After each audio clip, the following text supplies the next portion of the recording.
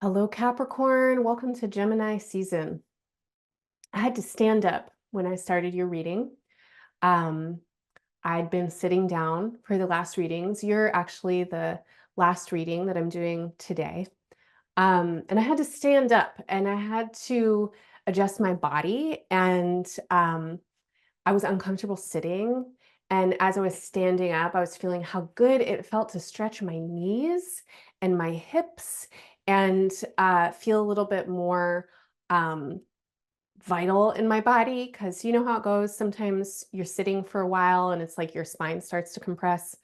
And then you stand up and it's like, okay, I'm in a new shape. So, Gemini season lights up the part of your chart, the solar sixth house, that has to do with your body. It has to do with your experience of well being. Capricorn, as an aside, your sign rules the knees. And I think that this actually really speaks very significantly to the magic and the intelligence of Capricorn, which is the magic and intelligence of simplicity and strength, right? Out of all the joints in the body, the knees are actually some of the most straightforward joints. Like if you think about your shoulder joint, your shoulder can do a lot of things. Your arm has to be incredibly, you know, adaptable. This is Gemini, actually. Gemini rules the wingspan, the hands, right? All these joints in your fingers, complex. The knees, they need to be simple. If your knees start exploring too many options, your knees are unhappy, right? Instability in the knees is bad news for everybody. And so we need our knees to do flexion and extension. We need them to track, in right alignment. And they need to be able to like navigate some variability. We don't need total rigidity, but we do need good containment. Why am I talking about this? I don't know. I'm just letting it come forward because I feel like this is the reading that wants to come through. So, sixth house energy, Gemini energy for Capricorn, is about coming into the body and being in the body and being in the material um, experience of life.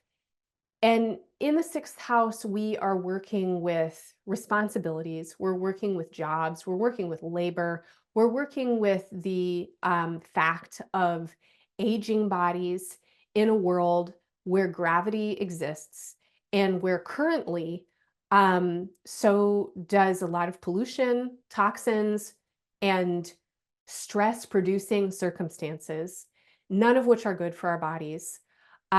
Gravity is good for our bodies. I mean, it's what our bodies have to deal with. It's what our bodies are actually made for. But dealing with gravity also requires resilience, right? It requires resistance. So when we're working with the sixth house, we are working with the weight of our lives, which is also in some ways the weight of the world. And Gemini as an energy needs options. And Capricorn as an energy doesn't always recognize that options are possible, right? Capricorn rules the needs. Gemini needs options. Capricorn needs a plan, stability, boundaries, containment, structure. But we are living in a time when structures are being disrupted. And we are coming from a season, from Taurus season, that has brought a lot of necessary disruption into our lives. And for you, Capricorn, Taurus lives in a place in your chart called the solar fifth house. And this is a place of vitality and enjoyment and romance and fun and hobbies and generative creative energy, childlike energy. If you are around children, then children would also be part of this place. whether or not you're around children, you always have your own inner children, so they're part of this place. And over the course of the last couple weeks in Taurus season, this place has been receiving a lot of energy that is quite disruptive. And I'm hoping that it has been disruptive in generative ways, in ways that are allowing you to recognize what you need more and less of in order to feel vital and happy and romantic and fun and entertained and, connected with the wellspring of childlike energy, which in its essence is creative energy, it's curiosity, it is not self-consciousness, it is just connected with creation. And so as we move into Gemini season and we are moving into a period of time that is bringing a lot of emphasis into your habits and your jobs and your labor and your body and the humdrum rhythm of your life, the feeling that I have is that we need to lubricate some things in the like mechanisms of your daily life. And some of you, your knees are too rigid. That might be true, but it could also be a metaphor, right? Like some of you, the places in your life that lead you to stability and that have to do with your mobility. What am I talking about? Finances, relationships, um, home, notions of self, right? Like this is who I am and this is what I do and this keeps me safe and this keeps me sourced and then this is how I go out into the world. Some of you, these places in your life have become too rigid. And you are like, I need wiggle room. I need more space for creativity. I need more options. I need to learn how to move in some new and different ways. And some of you are recognizing that you have too many things going on, or you have things that are kind of like fragmenting you and pulling you in different directions that are like bad for your structure and stability. And so this could look like, too many irons in the fire. Like just literally, you're like, oh my gosh, how am I going to manage all of these things? When I try and do all these things, my creativity feels depleted, like I can't manage it. I feel distracted. I feel overwhelmed or something like that. So we want to address your posture in Gemini season. We want to feel into how you are holding yourself and how you are holding space in your life for what your life actually really needs and for what your body needs. All right. I don't know. I followed it. I followed it, and that's where I went. Your horoscope isn't over. I hope any or all of that is helpful. Okay, we get into Gemini season and we are moving right towards a full moon in Sagittarius. Sagittarius is the sign that comes before yours. And so this full moon axis coincides with Venus moving into Gemini, it coincides with Jupiter moving into Gemini a couple of days later. And the feeling that I have is you are really wanting to change your life as we get into Gemini season. And it's like, how do you put the pieces together in new ways? You've been in this kind of creative reconstruction uh, over the last several years, and a lot of you are surfacing after a decade or more of doing some kind of the same thing, running some kind of the same energy, battling some kind of the same battles. And it's done now. You're done. You've finished. And you are like, I am needing to change my life. My life has changed, but in the change, now there are like these pieces floating around, and how do I put them together? So, Capricorn, what I need you to hear is that they don't need to find their perfect place right now. This is a season and this is a year where your adaptability and willingness to be in the unknown and the changing of things is essential. And a lot of you rush too quickly to formalize things. And I've certainly gotten on your case about this in previous horoscopes. And there's this like ambitious quality to Capricorn sometimes, or an enterprising quality, or a kind of adult quality, right? You're serious people, where it's like you start something new and then all of a sudden you're like, okay, well, this is how it is. And I do it like this. And this is, it's like you have a hobby and you like it. And then all of a sudden it's your business and you're out there trying to be a professional about it. And it's like, but that was how you got to play. Now, how are you going to play? And what I want for you is this entire year of 2024 as a year for you to play. And Gemini season is bringing this vibe where you're like, okay, I got to get to business. I got to figure out how things are going to go and how they're going to work.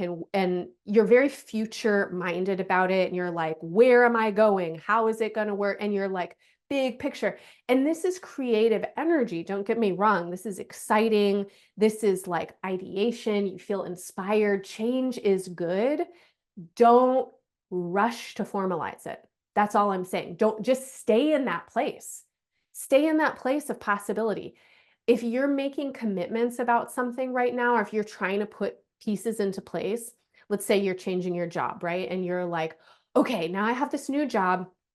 So I have a new schedule, and you're like, this is how I want it to be.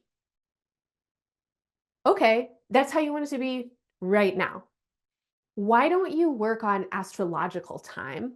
And since we're working with a full moon in Sagittarius on the 23rd, and there is going to be a Mercury retrograde in Sagittarius coming up later this year in November and December, why don't you set the schedule until then? 6 months, give it a go. But make that the expectation, right? Like make the expectation that you're trying something out and you're going to just see how it feels. And like, this is playful and experimental. You are not needing to set everything in stone right now. It's really easy for everybody, but especially Capricorns, to like take a new thing and try and make it an old thing, right? Like you see this all the time. Like, consumer culture does this literally all the time. It's like these great ideas come out into the world, beautiful ideas, and then consumer culture takes them and packages them and turns them into the same old thing, right? It'll take revolutionary ideas, healing ideas, right? And then be like, and now it's the same thing, right? Like now it's still capitalism. Like I'm going to take this, new innovative way of expressing ancient indigenous knowledge, and this is really exciting, and this has all this benefit for humanity, and then let's put it into capitalism, right? Let's take the new thing and put it into the old thing. Don't do it. Just refuse. And how are you going to refuse? You're going to refuse by insisting on a creative life. Insisting on it. What is a creative life? A creative life is one that involves time and space to not be producing. It involves imagination, experimentation, and playfulness. It involves some kind of alchemical transformation of emotion. And that means that there needs to be time and space to feel. The last couple of days of May, this is resonating and reverberating in a big way. If you don't have time and space to feel, you're a cranky goat. Like cranky little goat, right? It's like, give yourself time for rest. Give yourself time to be outside. Some of you need to cry. It's not always easy for Capricorns to just feel their feelings. Some of you need to cry and you need to just allow yourself to indulge some like self-pity for a second. And a lot of you, this is so hard to do because you were an adult before you ever got to be a kid, and you have messaging that's like eternal, right? That's going, oh, if you cry, you're being a baby about it, and like nobody has time for you to cry. Get that shit out of your fucking consciousness. Need to you need to be a human. You need to be able to feel your feelings. You need to be able to hold yourself with compassion and generosity and a sense of humor and like spaciousness, for who you are. Especially like the last couple of days of May, some of you really need to just feel your feelings. And if you don't if you're like, how do I feel my feelings? Like, I don't know, like I'm sitting here doing nothing. Renee said to give it space. And I'm just like sitting here thinking about all the things I need to do. And I don't know how to feel my feelings. And I actually just want to go do something. Go make art. That's what you can do. Go involve yourself with something that is creative. Make art. Dance, move your body. As soon as people start moving their bodies and breathing and getting into their sensory, this is why I need to stand up, right? Like getting into their like sensory intelligences, feelings are present because our bodies are holding feelings all of the time. And you need to feel those feelings. You need to feel your body. I'm going to take a quick break right now and say, if if whether or not you're feeling like you can feel your feelings, whether or not you feel like a creative person, EA's got you. We've got space for you, right? We have space that is literally meant just for this, happening literally at exactly this time. Right at the beginning of June, we have a series going on called the Nebula Lab. There's a drop-in session with Gabs 404. They are a Brazilian artist and astrologer, and they are working with AI and photography and kind of like creating kind of like visual landscapes of possibility. And they're working with changing reality. Like, how do we change reality? Reality is changing around us.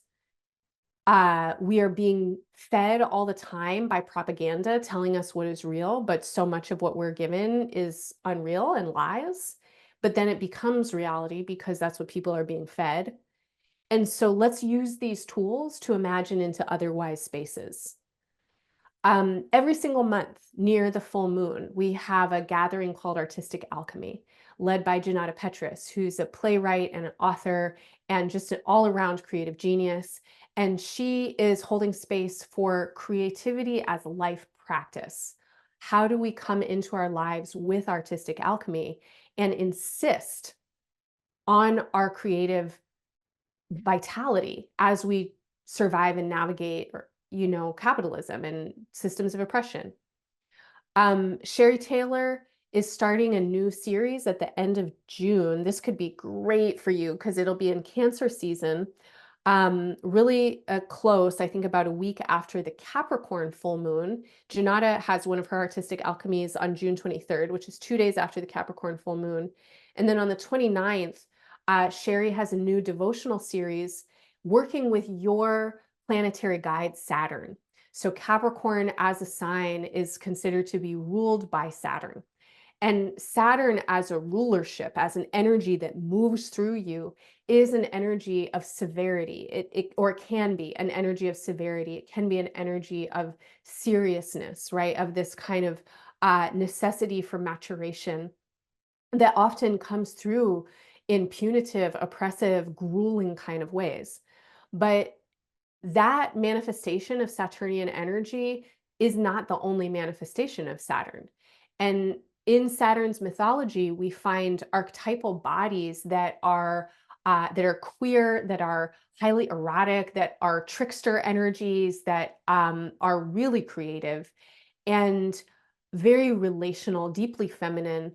And this is what Sherry is working with. She's working to recover these energies so that we can connect with our own inner discipline and our discipleship and our devotional practices in ways that don't dry us up, but actually generate and regenerate.